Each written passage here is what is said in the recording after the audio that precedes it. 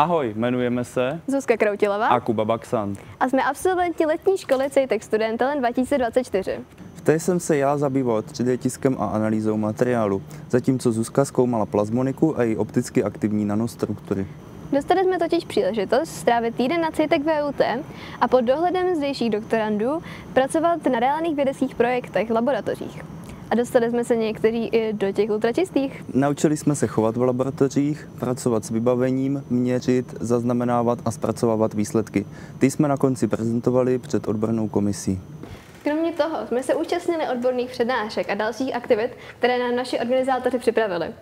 Mě nejvíc asi bavil improvizační networking. Tento zážitek bez pochyby doporučujeme všem studentům středních škol, obzvlášť pak třeťákům, kterým to může pomoct při výběru jejich vysoké školy.